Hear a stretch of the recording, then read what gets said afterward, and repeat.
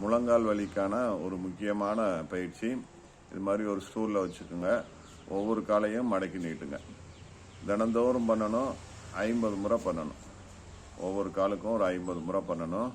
இது மாதிரி ஒரு பயிற்சி. இரண்டாவது பயிற்சி, மெதுவாக எழுந்துக்கிறணும். கால் அகலமாக வச்சுக்கணும். கையை கும்பிட்டுக்கிறணும். பாதி உட்காரணும், எந்திரிக்கணும்.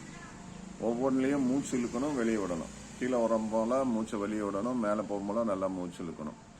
மூணாவது பயிற்சி, காலை முன்னும் பின்னும் வச்சுக்கணும். கை ரெண்டையும் மேலே தூக்கணும். இது காலை மடக்கணும், நீட்டணும். காலை மடக்கணும், நீட்டணும். இது மாத்திரம் இல்லாமல் நம்ம உணவு முறைகள்லையும் சரி பண்ணணும். கால்சியம் நிறைந்த உணவுகளை சாப்பிடணும். அதுக்கு உலர்ந்த திராட்சை, அத்திப்பழம் ரொம்ப முக்கியமான ஒரு விஷயம். அது பிறகு திராட்சை, முந்திரி, கிஸ்மிஸ் இது மாதிரி இருக்குது. பால் கட்டிய பாலாடை கட்டிகள், பால்கள், கீரைகள், முட்டைக்கோஸ் வகைகள், முளைக்கட்டிய பயிர் வகைகள், சிறுதானிய வகைகள், இப்படி காலை ரெண்டையும் நம்ம மாற்றி மாற்றி செய்யலாம். இந்த மாதிரி பயிற்சி செய்யும் போல உங்களுடைய கால் வலி சரியாகும்.